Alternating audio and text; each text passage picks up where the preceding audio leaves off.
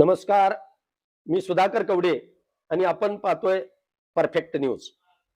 सोलापूर जिल्हा परिषद आणि पंढरपूर तालुका पंचायत समितीच्या निवडणुका संपल्या, निकालही लागला। गेले अनेक दिवस आमदार परिचारक गटाची पंढरपूर पंचायत समितीची सत्ता आता केवळ काटावर पास होणे इतकी राहिलेली आहे। गेले अनेक दिवसांचा त्यांचा एक हाती कारभार आता संपुष्टात आला असून भारतीय जनता पार्टीमध्ये नव्यानं आलेल्या नेत्यांसह जुन्या नेत्यांना या निवडणुकीमध्ये मतदारांनी काहीस डावलल्याचं चित्र आपल्याला दिसून येत आहे।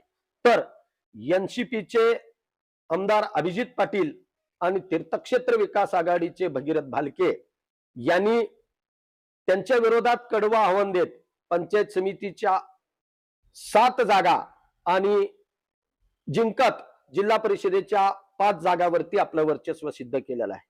भारतीय जनता पार्टीला देखील पंचायत समितीच्या 8 जागा मिळालेल्या आहेत। आता पंचायत समितीचा सभापती कोण होणार या संदर्भात पंढरपूर तालुक्यामध्ये राजकीय चर्चांना ऊत आला आहे। एका बाजूला निवडणुकीपूर्वी परिचारक विरोधक एकत्रित आणून त्यांची मोट बांधण्याचा प्रयत्न अभिजित पाटील यांनी केला होता।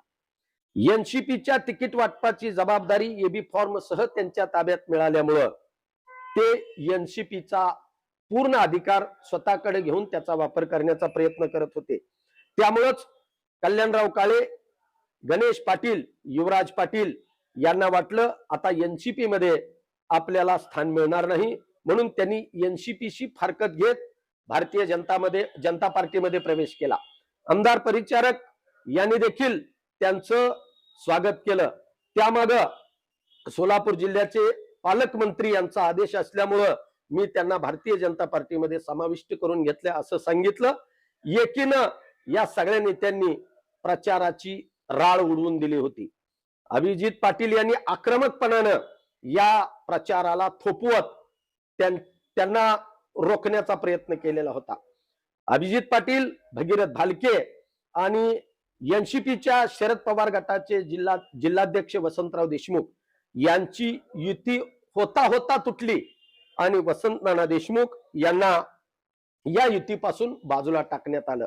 अर्थातच थांबतील ते वसंत नाना देशमुख असले, त्यांनी काशेगाव गटापुरती आपली तयारी जोरदार चालवली आणि या दोघांनाही विरोध करत भक्कमपणाने काशेगाव जिल्हा परिषद आणि काशेगाव पंचायत गटाच्या दोन्ही पंचायत समितीच्या निवडणुका लढवल्या। निकालाचं पर्यावसन म्हणून पंचायत समितीच्या एका जागेवरती वसंत नाना देशमुखांच्या समर्थकांचा तुतारी वाजवणारा माणूस या पक्षाच्या चिन्हावरती विजय झाला।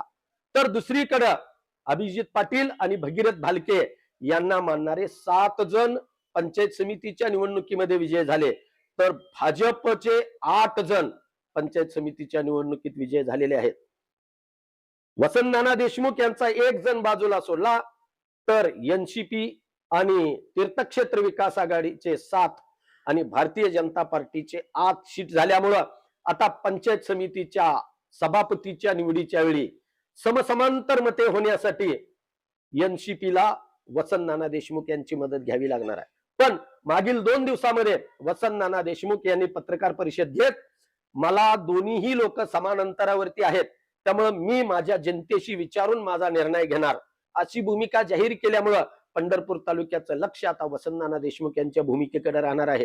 कारण त्यांचा एक सदस्य कुणाला पाठिंबा देणार, त्यांचा देशमुख नावाचा सदस्य जर एनसीपी बरोबर गेला तर पंचायत समितीच्या सभापती पदाची निवड ही चिठ्ठ्या टाकून होणार आहे। तर पूर्वाश्रमीच्या वसंत नाना देशमुख यांनी पुन्हा परिचारक गटाची संगनमत करून भारतीय जनता पार्टीशी पक्ष घेऊन हात मिळवणी केली, तर मात्र भारतीय जनता पार्टी आणि वसंत नाना देशमुख यांचा एक माणूस म्हणून 9 जणांचा गट होणार आहे आणि त्यांनी सांगल तोच सभापती आणि उपसभापती होणार आहे। त्यामुळे पंढरपूर तालुक्यात आता वसंत नाना देशमुख यांची भूमिका निर्णायक वळणावरती आहे।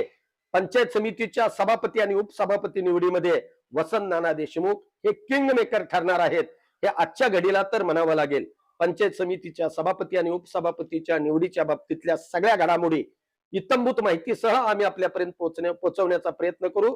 त्यासाठी पाहत रहा परफेक्ट न्यूज। धन्यवाद।